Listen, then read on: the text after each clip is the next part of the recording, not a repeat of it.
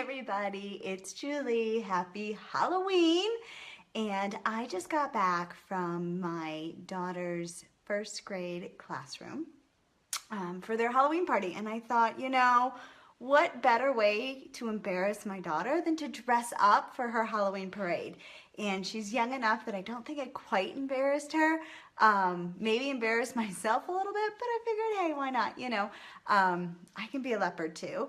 And so here I am. I just got back and I have a story for you guys that I wanted to share. So, first grade can be really challenging for especially, I think, little girls. I think that's kind of where the cattiness comes out a little bit. And I've been in first grades for many, many, many years. So let me introduce myself and tell you that I am Julie. I am a school counselor by trade, a licensed professional counselor, and I'm also a mom of two. And I'm a beauty builder, building beauty from the inside out. And so I've had my fair share of first grade classrooms, although I've never taught third grade, or first grade, I always taught third and sixth.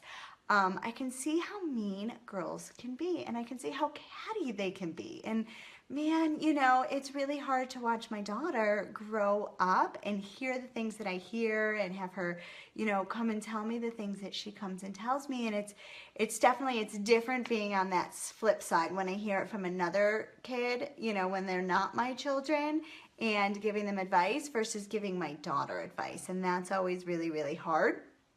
And so, today I had the privilege of going in for the Halloween festivities, and I saw some not nice things happening between the girls, especially, like one little girl would ask for something and the other little girl would ignore her and give it to the next person, and that little girl's feelings were hurt, and she was like, hey, I was waiting for it. And you knew that it was so deliberate and that it was so, on point with what they were doing. It wasn't that she didn't hear her. They were just being not nice little girls at the moment. And so, I've had this happen to my daughter. I've seen it happen, and I wanted to give you some words of wisdom that I give students when this happens, and I wanted to share with you kind of how I approach the situation. And the way that I go ahead and I do this is, and I talk about choices, and I never, ever, ever put down another little kid.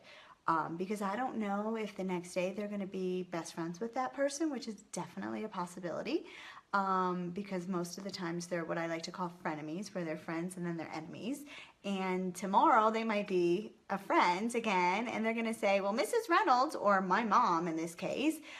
So I never, ever, ever put down another little kid, and I don't think it's nice to do. But what I do say is I say, we'll use Sandy. Sandy's having a really hard time making good choices right now and being a good friend. I'm not saying that she's not a good friend, and I'm not saying that she's a mean person. I'm just saying she's having a really hard time making good choices right now. And we want to be friends with somebody that treats us the way that we deserve to be treated. And if Sandy can't do that right now, then we are going to go and find somebody else who is somebody else that you can play with that treats you the way that you deserve to be treated. And I do it with my daughters too. Like if Soph is having a hard time and she's not being nice to her sister or vice versa, then I say, you know what, let's not play with her, because we don't want to play with somebody that's not being kind to us at the moment. I'm not putting down my other daughter. I'm just saying that that's not who we tolerate. And my hope in using the words that I use is that my hope is that they're learning that we are not friends.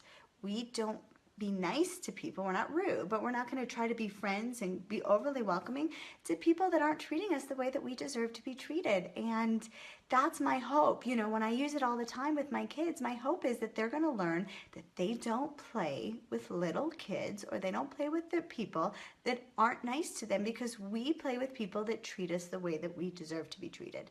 And, I saw it happen. It happens everywhere. It happens to all kids. I don't think any kid is really ever excluded from this type of behaviors that go on, the little snickering back and forth between kids, like not sharing and then giving the glue to somebody else. I don't think anybody's immune to it. I really don't.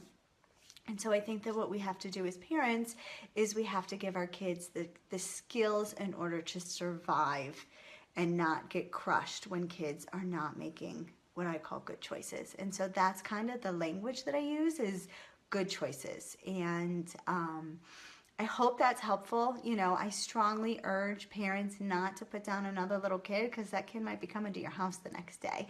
And I know that that's really hard. I don't use the word, well, they're mean or they're bad or, you know, those are words that I think have a very lasting impact. And I think that if you can kind of change your wording a little bit to talk about good choices and not making good choices, and they're having a hard time being a good friend right now, that's another one I use all the time is, you know what, Soph's having a hard time being a really good friend right now, so let's go and play with somebody else.